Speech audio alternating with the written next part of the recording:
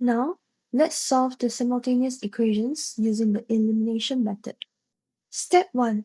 Check the coefficients. Here the coefficients of y are +1 and -1, so they are already opposites.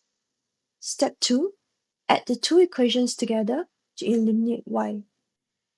This leaves us with an equation in x only.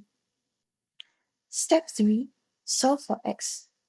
That gives us x equals to 4. Step 4.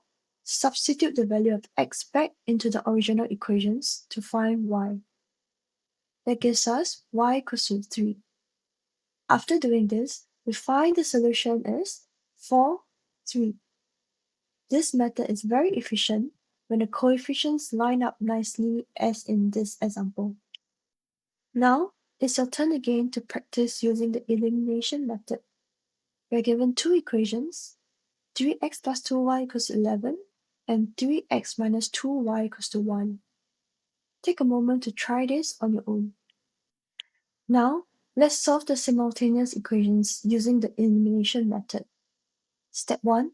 Check the coefficients of one variable.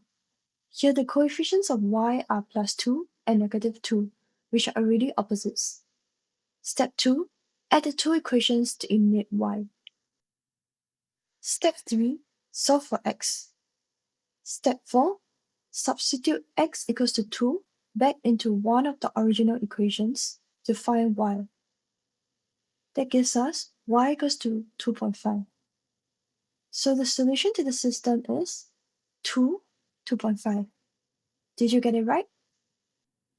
Let's try a quick spot the mistake exercise to test our understanding of the methods to solve simultaneous equations. Here, a student tried to solve these simultaneous equations using elimination but made an error. Your task is to carefully look at the steps and identify where the mistake happened. Once you spot it, think about how to correct it.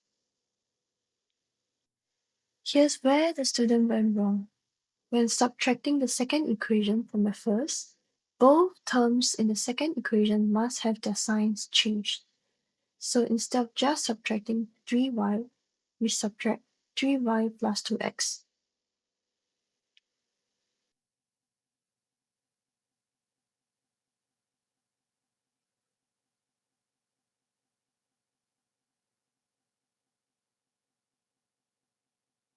The correct subtraction gives us x equals to 2. Finally, substitute x equals to 2 back into one of the original equations to find y.